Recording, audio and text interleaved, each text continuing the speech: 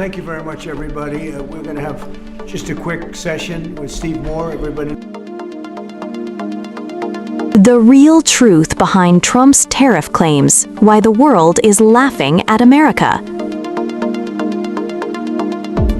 Trump DOJ official caught urging violence against police in newly released January 6th footage. Good evening.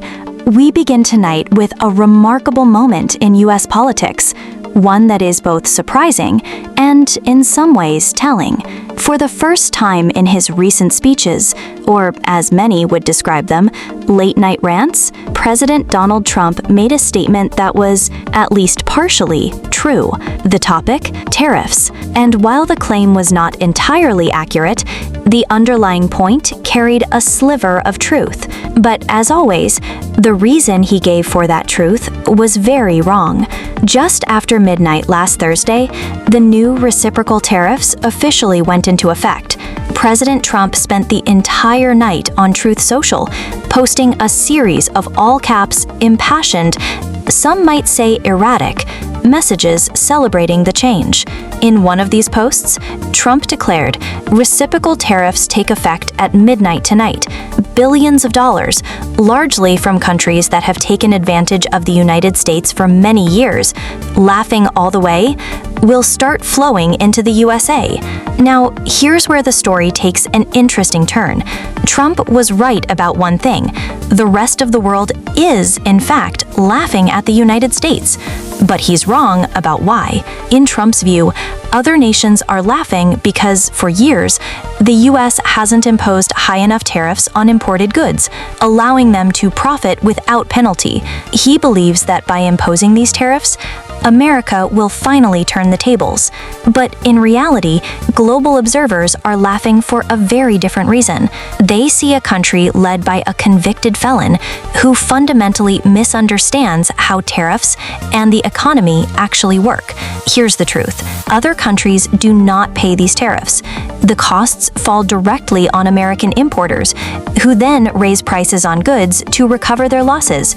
In the end, it's the American people, not foreign governments, who bear the burden. Despite this economic reality, Trump continues to push the idea that billions will suddenly pour into the U.S. Treasury the moment tariffs take effect.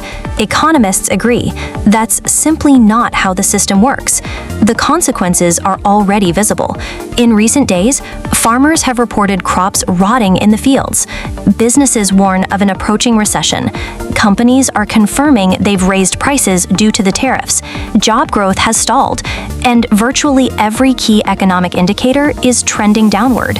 Yet, Trump insists the plan is a success. Shortly after his midnight celebration, he suggested that the only thing that can stop America's greatness would be a radical left court, preemptively framing any legal challenge to his tariffs as politically motivated. It's worth noting that all of these posts were written in full capital letters, as if shouted into the digital void, underscoring the increasingly unfiltered and erratic tone of the president's late-night communications. And that, analysts say, is the real reason much of the world is laughing, not at America's trade policy, but at the fact that one of the most powerful nations on earth is being led by a man making economically damaging decisions in the dead of night. This is Political World 24, and we will continue to follow the economic and political fallout from the administration's latest moves. Good evening. We begin tonight with a disturbing and deeply troubling revelation from within the Trump administration, one that raises urgent questions about who is serving in positions of power at the highest levels of the federal government. The focus tonight is Jared Wise, a former senior counselor in the Department of Justice under Donald Trump. Wise was appointed to work on the so-called Task Force on the Weaponization of Law Enforcement, a group tasked with investigating what Trump allies claim was the politically motivated targeting of January 6th Capitol rioters. But here's where the story takes a shocking turn. Jared Wise was himself a Capitol rioter. He took part in the January 6th attack, was arrested, and later received a full presidential pardon from Donald Trump. Despite this history, he was placed into an influential role at the DOJ, directly involved in shaping federal policy. Earlier this year, news broke that Wise had been captured on police body cam footage, making extreme, violent statements toward law enforcement officers during the riot.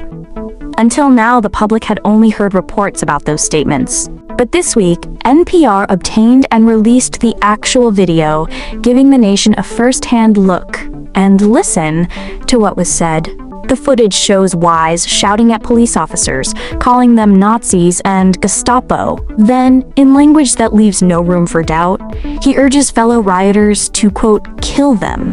Yeah, kill them. These are not metaphorical words. These were direct calls for lethal violence, aimed at officers who, at that very moment, were risking their lives to protect the United States Capitol, members of Congress, and then Vice President Mike Pence. It's important to remember the broader scene. That day, parts of the crowd were chanting, "Hang Mike Pence." A wooden gallows had been constructed on Capitol grounds. Lawmakers were being evacuated. The vice president had been whisked away to a secure location.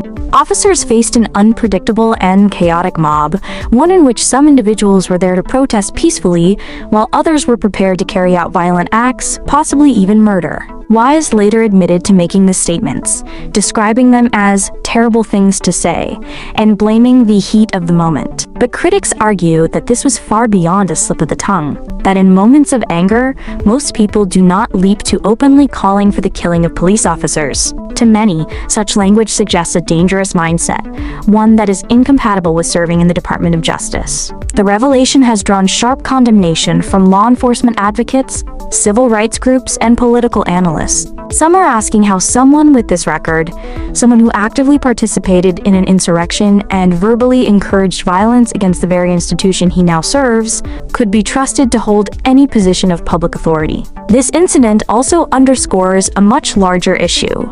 Donald Trump pardoned more than 1,500 individuals connected to January 6th. While many of them have kept a low profile, some, like Jared Wise, have gone on to hold government roles, raising serious concerns about accountability, public trust, and the message such appointments send.